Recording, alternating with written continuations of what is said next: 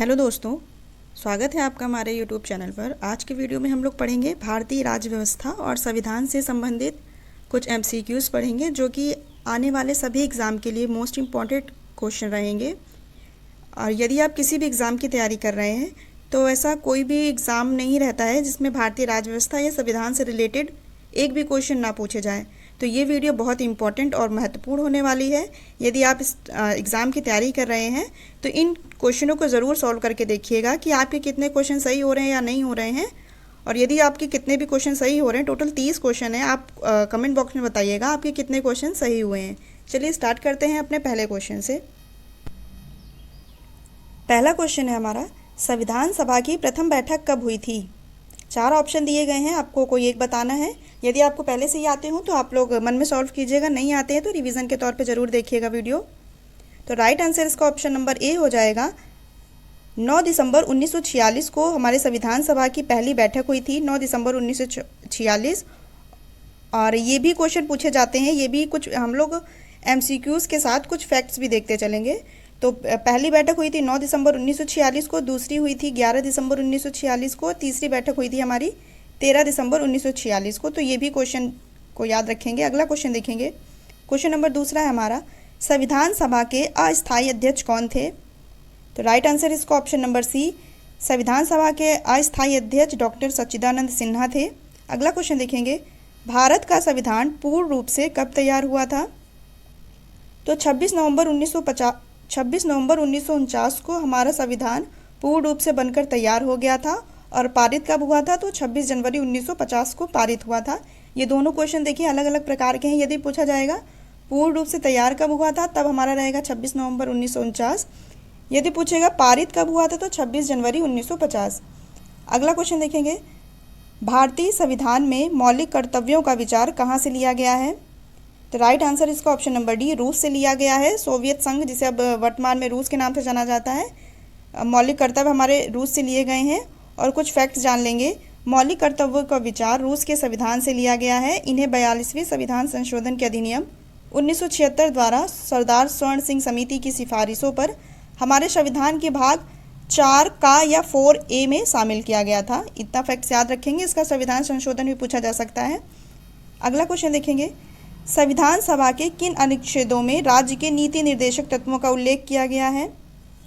Right answer इसका option number C, अनुच्छेद 36 से 51 के बीच में भाग 4, भाग भी पूछा जाता है तो हम भाग भी याद रखेंगे।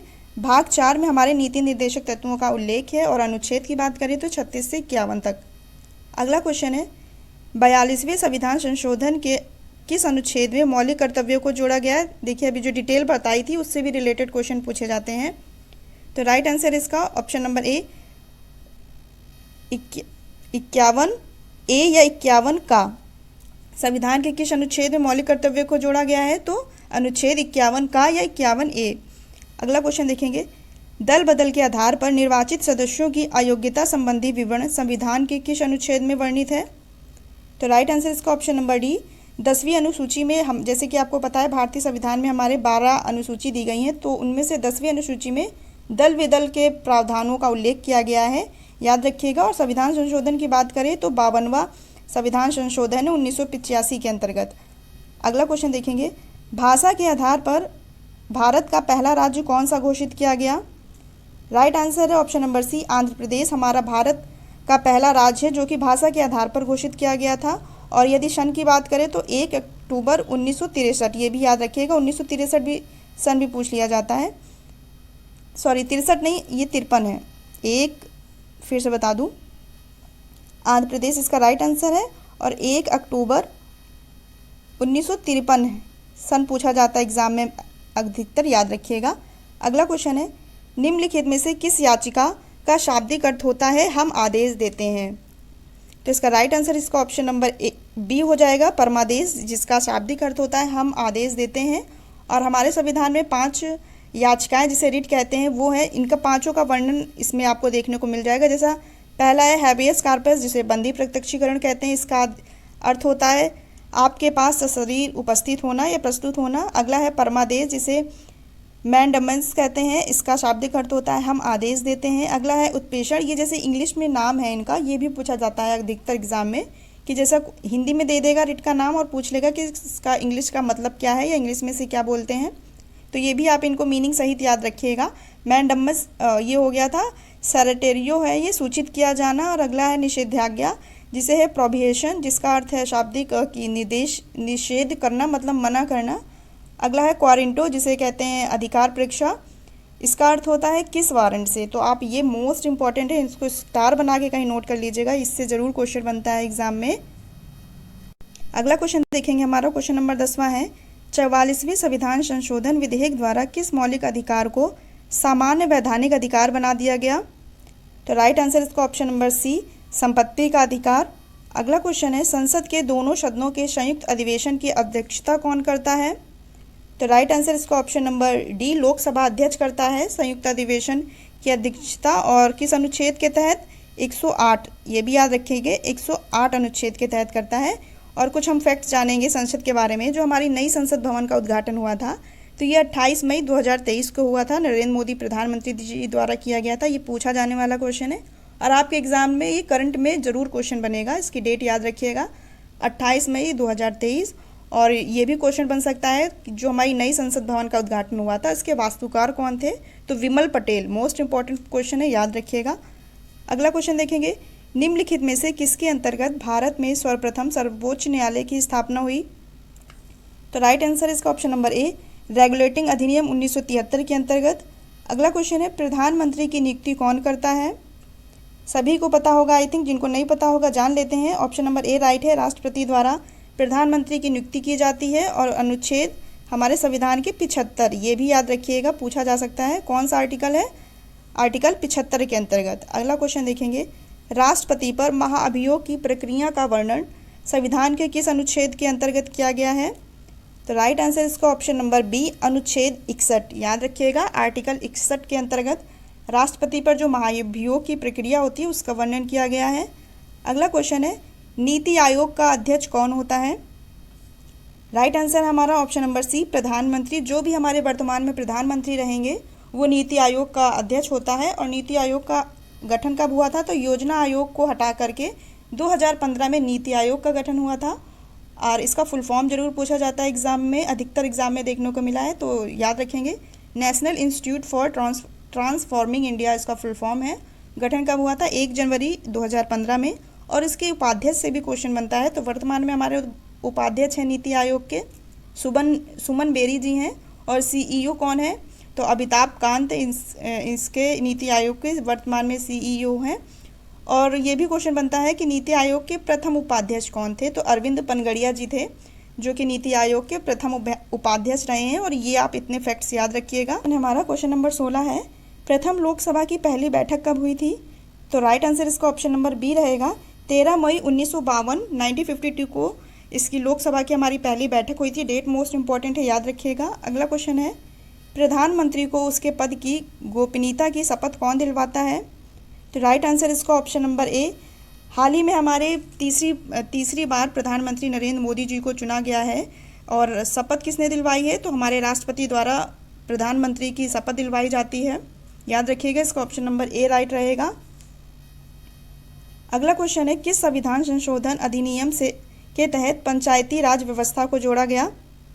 राइट आंसर इसका ऑप्शन नंबर डी, 73वां संविधान संशोधन के तहत पंचायती राज व्यवस्था को हमारे संविधान संशोधन के अंतर्गत जोड़ा गया है। और यदि बात करें एक नगर पालिका का पूछा जाता है तो वो 74वां संविधान संशोधन था। ये दोनों मोस्ट इंपॉर्टेंट है, याद रखिएगा। 73वां पंचायती राज व्यवस्था से संबंधित है और 74वां नगर पालिका से संबंधित है। अगला क्वेश्चन है किस अनुच्छेद के तहत राज्यपाल एक या एक से अधिक राज्यों का राज्यपाल हो सकता है। तो राइट आंसर इसका ऑप्शन नंबर बी, 153 अनुच्छेद में हमारे राज्यपाल का वर्णन है और उसी में बताया गया है कि राज्यपाल एक या एक से अधिक राज्यों का राज्यपाल हो सकता है। ऑप्शन नंबर बी राइट रहेगा।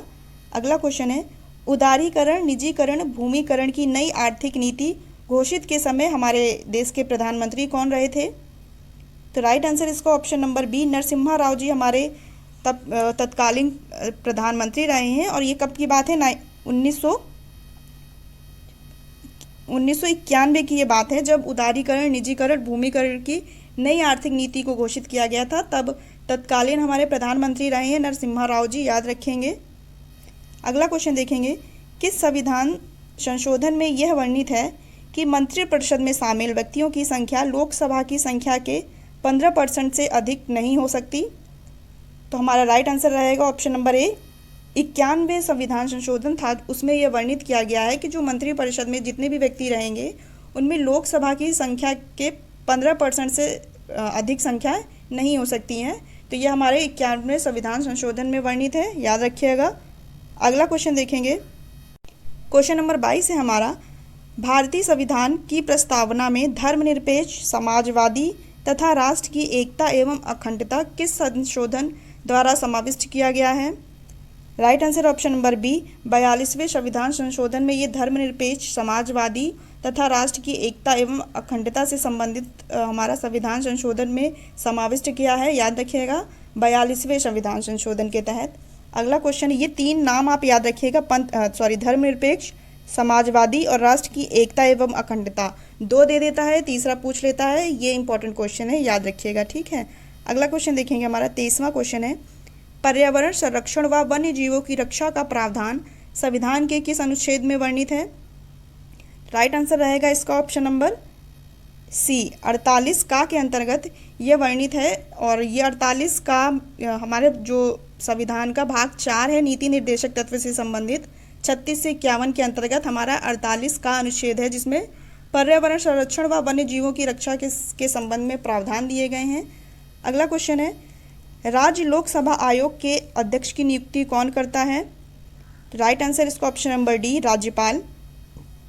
अगला क्वेश्चन है, संविधान के किस अनुच्छेद के अंतर्गत हिंदी को राजभाषा के रूप में दर्जा प्रदान किया गया है?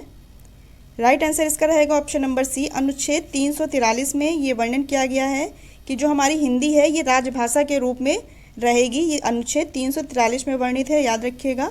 अगला क्वेश्चन है हमारा, राज्य सूची में सम्मिलित विषय हैं। तो जैसे कि हमको पता है, आप सभी को भी पता होगा कि भारतीय संविधान की 7वीं अनुसूची में 3 सूचियां शामिल की गई हैं, संघ सूची, राज्य सूची, समवर्ती सूची। ये भी मोस्ट इंपॉर्टेंट क्वेश्चन है, इससे भी हर एग्जाम में लगभग एक क्वेश्चन जरूर बनता है। तो हमारे संविधान में जो 3 अनुसूचियां हैं, 7वीं अनुसूची के अंतर्गत जो 3 सूचियां शामिल की गई हैं, संघ सूची, राज्य सूची और समवर्ती सूची, तो उसमें बताए गए हैं कुछ विषय हैं, काफ़ी सारे विषय हैं, हम सभी विषय नहीं याद कर सकते। जैसा कि हमारे क्वेश्चन में पूछा गया राज्य सूची में सम्मिलित, तो ये सभी हैं, ए, बी, सी, सार्वजनिक स्वास्थ्य, पुलिस, वन, ये हमारी राज्य सूची में सम्मिलित है। तो राइट आंसर हो जाएगा उसका ऑप्शन नंबर डी, ये सभी। और ये क्वेश्चन जरूर बनेगा एग्जाम में आपके कि संघ सूची में मूल रूप से कितनी थी, अब संशोधन करके वर्तमान में कितनी है, या राज्य सूची में कितनी थी मूल रूप से, अब वर्तमान में कितनी है, या समवर्ती सूची में कितनी थी मूल रूप से और वर्तमान में कितनी है। तो आप इसका स्क्रीनशॉट जरूर लीजिएगा। संघ सूची में मूल रूप से 97 थी, अब वर्तमान में 100 है। राज्य सूची में 66 थी, अब वर्तमान में 61 कर दी गई हैं। और समवर्ती सूची में 47 थी, तो अब 52 कर दी गई है, याद रखिएगा, इसका स्क्रीनशॉट ले लीजिएगा। अगला क्वेश्चन देखेंगे, भारत में मतदान की आयु सीमा को 21 से घटाकर 18 वर्ष कब किया गया? राइट आंसर इसका ऑप्शन नंबर बी। 1989 में 61वां संविधान संशोधन था, इसको भी याद रखिएगा। हमारा कौन सा संविधान संशोधन था? 61वां संविधान संशोधन था, जिसके अंतर्गत 21 से आयु घटाकर 18 वर्ष कर दी गई थी मतदान करने की, याद रखिएगा। राइट आंसर इसका 1989 रहेगा। अगला क्वेश्चन देखेंगे, कोई विधेयक धन विधेयक है या नहीं, इसका अंतिम निर्णय कौन लेता है? राइट आंसर इसका ऑप्शन नंबर डी, लोकसभा अध्यक्ष ये निर्णय लेता है कि कोई विधेयक धन विधेयक है या नहीं, और किस अनुच्छेद के तहत? अनुच्छेद 108 अनुच्छेद में हमारे धन विधेयक को परिभाषित किया है, उसके अंतर्गत ही करता है। अगला क्वेश्चन देखेंगे, भारत के अटॉर्नी जनरल या महान्यायवादी की नियुक्ति कौन करता है? ये मिसप्रिंट हो गया है, यहाँ राष्ट्रपति लिखा हुआ है, तो राइट आंसर इसका ऑप्शन सी ही रहेगा। भारत के राष्ट्रपति हमारे जो हैं ये महान्यायवादी की नियुक्ति करते हैं, और किस अनुच्छेद के तहत ये भी पूछा जाता है? अनुच्छेद 76 के अंतर्गत महान्यायवादी या अटॉर्नी जनरल की नियुक्ति राष्ट्रपति द्वारा की जाती है। ऑप्शन नंबर सी राइट रहेगा। अगला एंड लास्ट क्वेश्चन है, सर्वोच्च न्यायालय के प्रथम न्यायाधीश कौन थे? तो ये तो बहुत रिपीटेड क्वेश्चन है, सभी को पता होगा आई थिंक। तो इसका राइट आंसर इसका option number A, Hira Lal जे कानिया हमारे सर्वोच्च न्यायालय के प्रथम न्यायाधीश रहे हैं। और जो ये लास्ट में नाम दिया गया है ऑप्शन नंबर डी में, डॉक्टर धनंजय वाई चंद्रचूड़ या डी वाई चंद्रचूड़ इनको शॉर्ट में कहा जाता है, ये वर्तमान में हमारे सर्वोच्च न्यायालय के न्यायाधीश है, याद रखिएगा। और क्रमांक में पूछा भी जाता है तो 50वें क्रमांक के हैं, ये याद रखेंगे, डॉक्टर DY चंद्रचूड़ या धनंजय वाई चंद्रचूड़। तो ये क्वेश्चन इतना याद रखिएगा इससे। अगला क्वेश्चन देखेंगे। अगला क्वेश्चन आपके लिए टेस्ट दिया गया है। आपने यदि वीडियो को बिना स्किप किए और अच्छे से सुना होगा या पढ़ा होगा तो आप इसका आंसर कमेंट बॉक्स में ज़रूर बता पाएंगे। क्वेश्चन है हमारा, नई संसद भवन का उद्घाटन कब किया गया था? 4 ऑप्शन दिए गए हैं और आपको सही ऑप्शन बताना है। और दोस्तों बताइएगा हमारी वीडियो कैसी लगी। यदि आपको ऐसे ही टॉपिक में और भी महत्वपूर्ण टॉपिक किसी भी सब्जेक्ट से रिलेटेड ऐसे MCQs चाहिए जो मोस्ट इम्पॉर्टेंट रहते हैं पेपर के लिए, तो आप कमेंट बॉक्स में बताइएगा आपको किस टॉपिक पर ऐसे वीडियोस चाहिए, तो आपके लिए ज़रूर अपलोड किए जाएंगे। और बताइएगा दोस्तों हमारा वीडियो कैसे लगा। अगर हमारा वीडियो अच्छा लगा तो वीडियो को लाइक कीजिएगा। यदि चैनल से पहली बार जुड़े हैं तो चैनल को सब्सक्राइब कीजिएगा।